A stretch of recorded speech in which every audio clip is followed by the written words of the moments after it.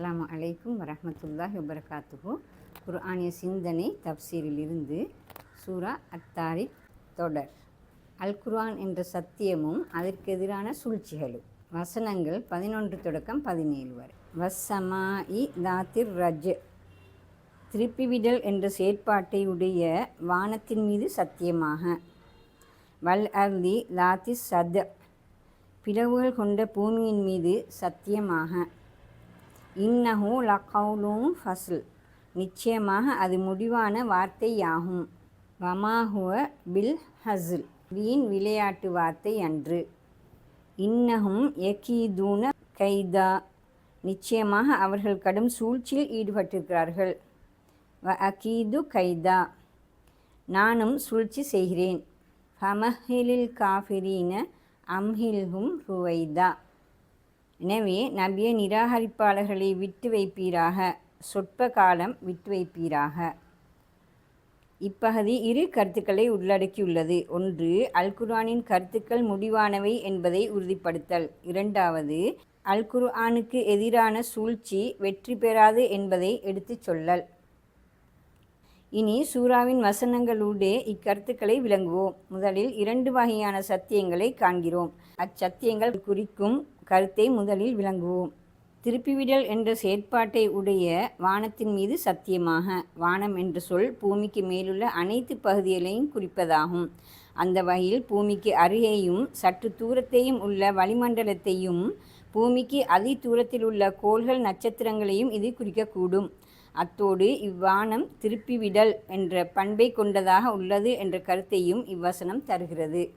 இக்கருத்துக்களின் பின்னணியிலிருந்து இவ்வசனத்தை நோக்குவோம். ஆரம்பகால அல் குர்ஆன் விரிவுரை ஆசிரியர்கள் இவ்வசனத்திற்கு மழை என்ற கருத்தை கொடுத்தனர். மழை மீண்டும் மீண்டும் பொழிதலை இதற்கு காரணமாக காட்டினர். எனினும் இக்கருத்தை நீரியல் வட்டம் என்ற கருத்தின் அடிப்படையில் வசனத்தின் பொருளை மேலும் தெளிவாகவும் விரிவுபடுத்தியும் விளங்க முடியும். அத்தோடு இவ்வசனம் மழை என்று ஒரு செயற்பாட்டை மட்டுமன்றி இன்னும் பல செயற்பாடுகளையும் குறிக்க முடியும் என்பதை நவீன விஞ்ஞான ஆய்வுகள் தெளிவுபடுத்துகின்றன. இதனை கலாநிதி ஜஹ்லுல் நஜ்ஜார் கீழ்வருமாறு விளக்குகிறார். 1. சூரியனிலிருந்து வரும் அனைத்து ஒளிக்கற்றைகளும் பூமியை அடைவதில்லை. வளிமண்டலத்தின் மேற்பகுதி அவற்றின் 53% உறிஞ்சிவிடுகின்றது. அத்தோடு அவற்றை வெளியே சிதறச் செய்கின்றது. இந்நிலை இல்லாவிட்டால் சூரிய வெப்பம் பூமியை எரித்துவிடும் சந்தர்ப்பம் உள்ளது. 2. எரிமலைகள் கக்கும் போது அவை பெருந்தொகை வாயுக்களையும் ஆவியையும் தூசு துகள்களையும் வானமண்டலம் நோக்கி எரிகின்றன. பின்னர் அவை மீண்டும் பூமியை நோக்கி இறங்கி வருகின்றன. 3. ஓசோன் மண்டலம் சூரியனிலிருந்து வரும் ஊதா மேற்கதிர்களை உறிஞ்சுகின்றன.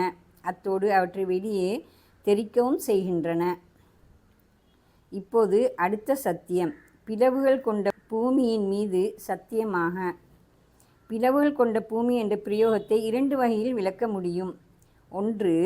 புவியின் மண்பரப்பு நுண்துகள்களை கொண்டது. அவை மழை பொழியும் போது அல்லது நீர் பாய்ச்சும் போது அதிர்வுற்று பருமனடைகின்றன.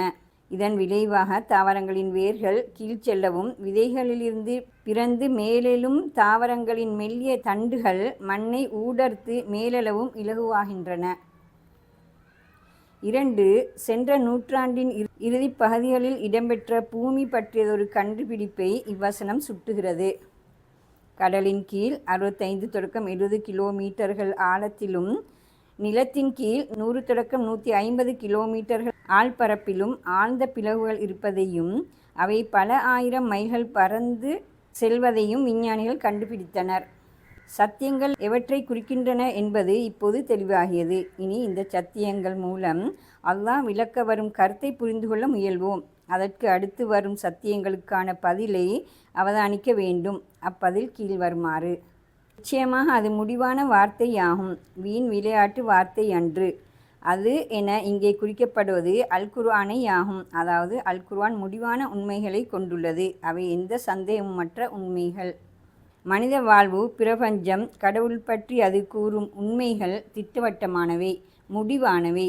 அவை வீண் விளையாட்டு வார்த்தைகள் அன்று. மிகுந்த பொறுப்போடும் கவனத்தோடும் அதன் வார்த்தைகள் அவதானிக்கப்பட வேண்டும். இந்த வகையில் அல் குர்ஆன் முடிவான உண்மைகளை கொண்ட ஒரு நூல் என்ற கருத்தை விளக்கவே அச்சத்தியங்கள் கையாளப்பட்டன என்பது தெளிவு. அச்சத்தியங்கள் எவ்வாறு இக்கருத்தை காட்டும்?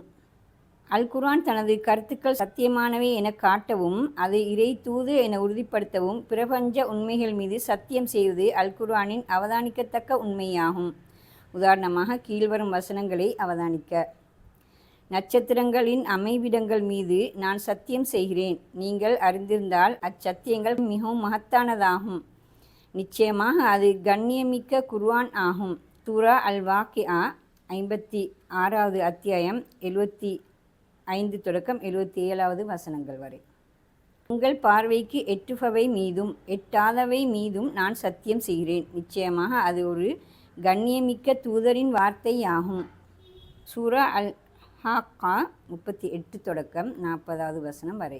மறைந்துரைந்து ஓடி கூட்டி அள்ளிச் செல்லும் நட்சத்திரங்கள் மீது நான் சத்தியம் செய்ய வேண்டிய அவசியமில்லை. செல்லும் இரவின் மீதும் நான் சத்தியம் செய்ய வேண்டிய அவசியம் இல்லை. உயிர்த்தெழும் அதிகாலை நேரத்தின் மீதும் நான் சத்தியம் செய்ய வேண்டிய அவசியமில்லை. நிச்சயமாக இது கண்ணியமிக்க தூதுவர் ஒருவரின் வார்த்தையாகும்.